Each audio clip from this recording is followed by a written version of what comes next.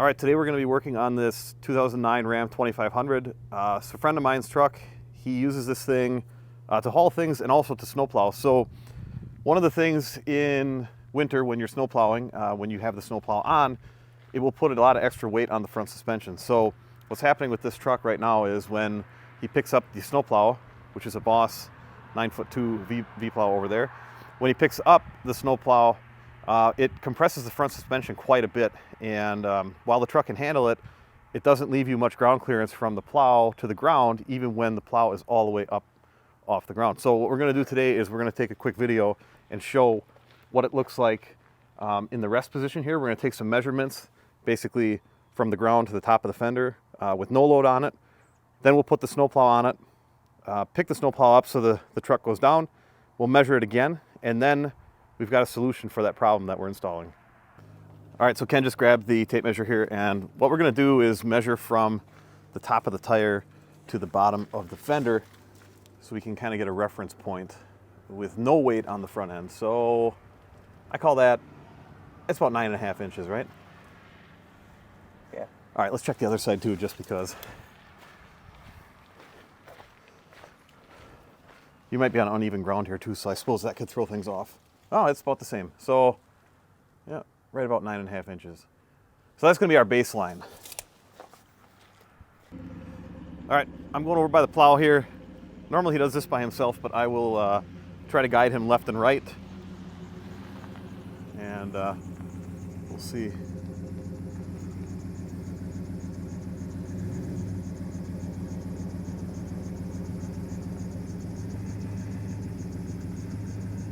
Looks like he's done this before.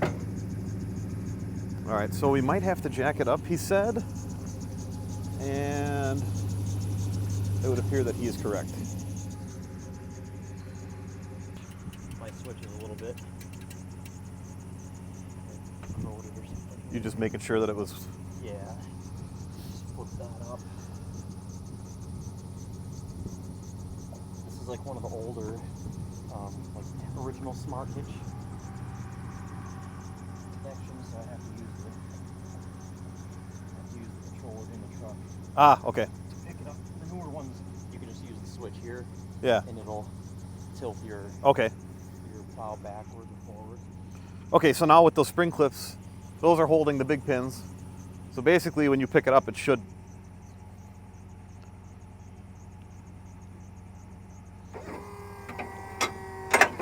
Nice.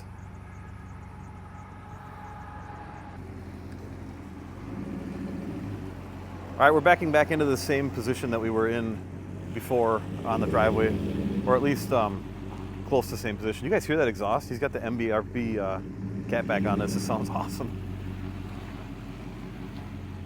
But look at how much of a rake the truck has right now. Look at how high the rear end is sitting up. So we've got the plow on the truck now in the, you'd call it the V position, right? Yeah. And you can see that the truck has quite a bit of rake going on. The rear end is up quite a bit, and the front end is squatting quite a bit. So we're gonna take that measurement again now here and see what we've got. Remember, we started at 9.5 inches with nothing here, and we're down to 7.5 inches. So, you know, that's 2 inches of loss there. But you know what, something else we should do? Let's look at the rear quick. Let's do a measurement here and see what we got, because we can check this. I think it'd be 11.5 if the fender was... Yeah, if it was. All right. If we didn't live in Wisconsin. Yeah. Yeah. Okay. All right. So we should check that too once we take the plow off. I think that'd be interesting. So now we're gonna take the plow off, get the truck in the garage, and we'll show you guys what we're doing. Before we disconnect the plow, I just noticed something here. Look at the ground clearance right now. When it's in the V position, it is picked up all the way right now, and you can't even see. We got like 2 inches of ground clearance here. Ken was just saying that he's got to kind of look out the window and he can flip the blade forward like that to get a little more ground clearance. But when you're going down a road, you know, you don't want the blade as wide as it can go either. So, so yeah, we're going to disconnect it now, and then we'll get it in the garage. All right, set it down. I want to watch the front suspension. Yep.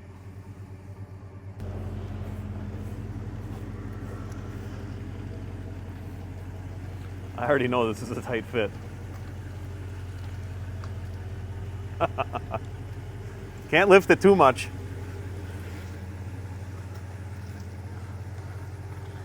All right, we're in. So here we go. We got these Timbren bump stop replacements, basically.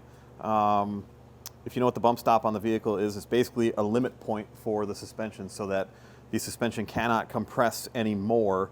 It'll be sitting on the bump stops. So now the factory bump stops will come out. These will go in their place, and basically, you know, the suspension will only go compress to this point instead of this point. We're going to see here, looking at the box, because I know how things go in life. This says, easy bolt-on and pop-in installations using simple hand tools. We are going to find out. There. Oh, that's fine.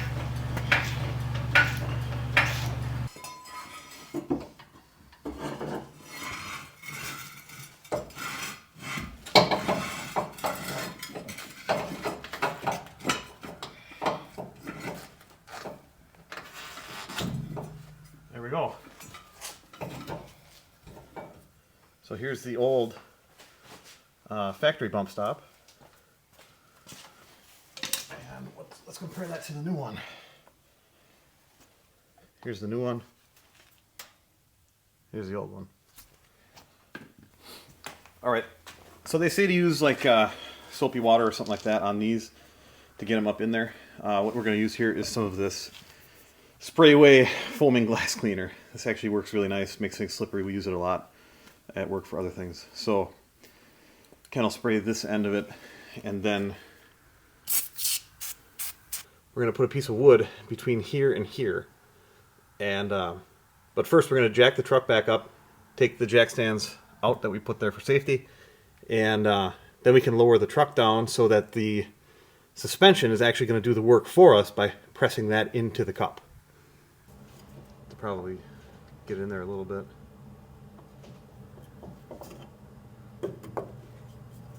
Otherwise, we got a couple other blocks we can try too. Okay.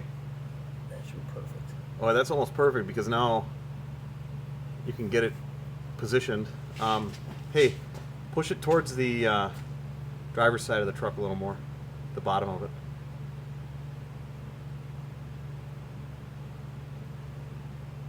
All right. Let's see what we got here now.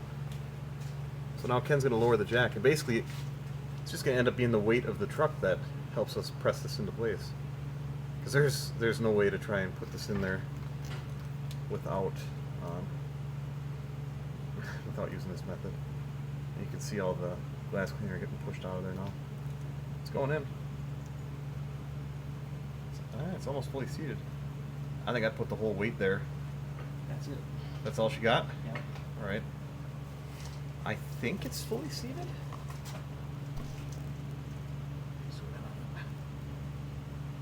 What do you think? Now let's jack it up. Oh, now we're going to jack it back up and see if it stays in place. Hopefully it does.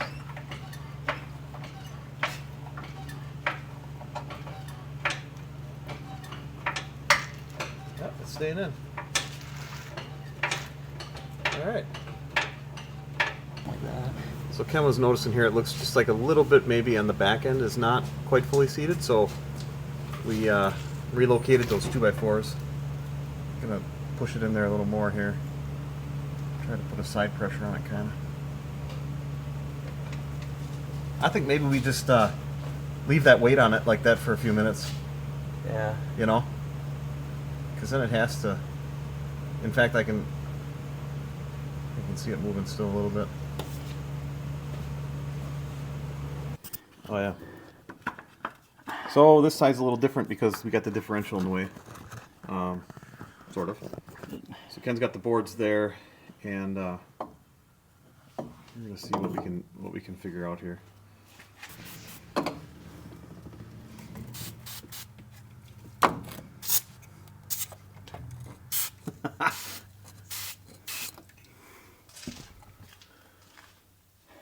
All right, I'm gonna try it again.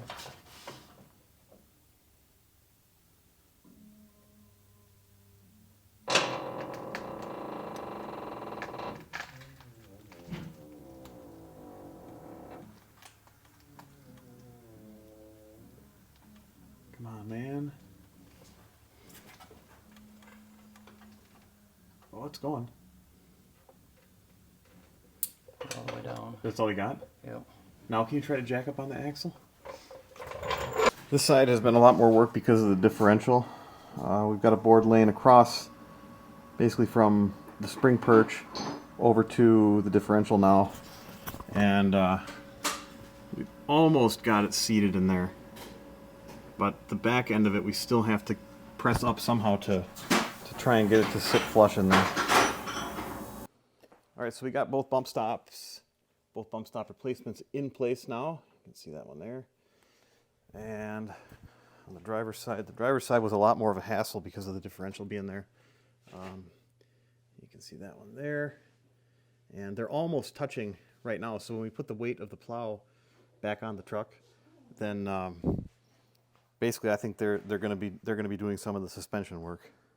Here, before he starts it, I'm going to tell him to start it and give it a rev. You got to give it a rev after you start it. All right.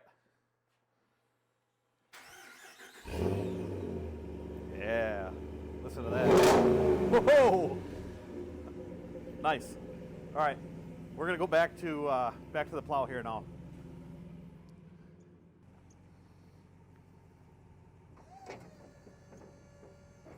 Yeah, that already made a considerable difference, and we're not even measuring yet, but you can see the ground clearance already is much improved there, and the truck still has some rake, but that's with no ballast in the back, so we'll get it back up on the driveway and do measurements now. Man, that looks good. All right, so our baseline before, what was our baseline before without the plow? 9.5. Yep, 9.5 inches, and then it was 7.5 without the plow. Look at that. That's pretty cool. So that's like 8 3/4. So now you're only losing. Almost, actually. Yeah. It's almost 9. Yeah, you're. 7/8. So you're not losing 2 inches like you were before. Now, here, measure here. I don't know where we took the measurement from before, but different spot in the driveway. But now, lowest point. Looks like 5.5. Yeah, it's like 5.5 inches. It still seems like not a whole lot of ground clearance, but it's a lot better than the 2 inches it was.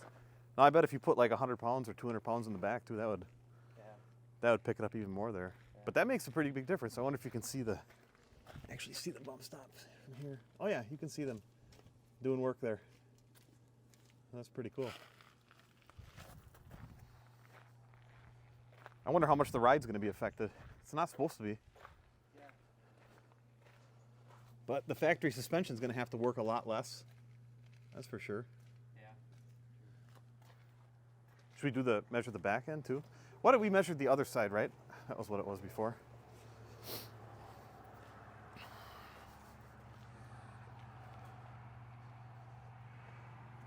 Forgot what we were at before, but it's in the video. I think it's around 11.5. Okay, so yeah, that actually made a really big difference.